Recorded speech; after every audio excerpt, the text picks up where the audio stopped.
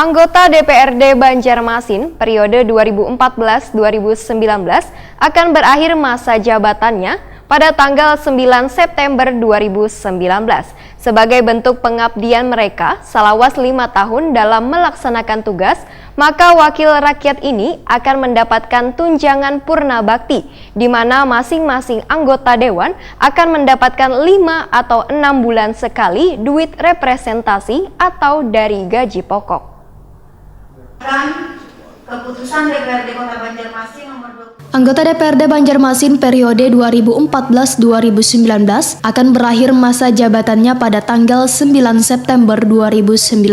Sebagai bentuk pengabdian mereka selama 5 tahun dalam menjalankan tugas, menjalankan amanah wan aspirasi warga, maka wakil rakyat ini akan mendapatkan tunjangan purna bakti. Pemberian tunjangan purna bakti ini sesuai dalam peraturan pemerintah nomor 18 tahun 2017 tentang hak keuangan wan administratif pimpinan wan anggota dewan perwakilan rakyat daerah, di mana masing-masing anggota dewan akan mendapatkan 5 atau 6 bulan sekali duit representasi atau dari gaji pokok. Sekretaris DPRD Banjarmasin Esha Zain Hafizi, ditakoni Prima TV Kamerian Rabu 4 September 2019 memadahkan, tunjangan purna bakti yang diterima masing-masing anggota dewan di akhir masa tugasnya jumlahnya kada banyak. Tunjangan ini pun diberikan pada 45 anggota dewan, baik yang terpilih kembali maupun kada terpilih. Menurut Esha Zain Hafizi, besaran pemberian tunjangan purna bakti ini ada sedikit perbedaan antara pimpinan wan anggota berdasarkan gaji pokok yang diterima. Besaran duit tunjangan purna bakti selama 5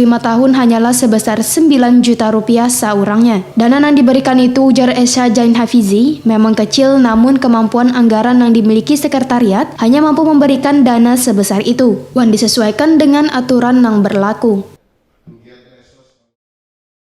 Untuk jasa tadi, jasa yang karena ini yang baru dan tidak terpilih, jasa pengabdian selama 5 tahun, sesuai dengan anggaran yang ada, sesuai perkalian yang ada dan peraturan yang ada, itu sekitar 9 juta.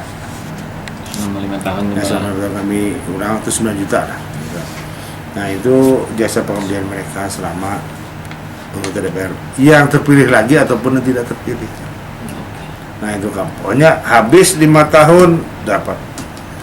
Kenapa prosesnya kecil benar Pak? Kalau kita lihat sekecil itu. Tapi itulah ketentuan. Kami ingin juga ya lebih besar lagi ya juga kami nggak masalah gitu lah. Cuman ini peraturan yang harus kita ikuti bersama, kita taati bersama. Nah itu melalui Menteri Keuangan kan. Dan dasar awalnya undang-undang peraturan Menteri Keuangan sampai ke bawah.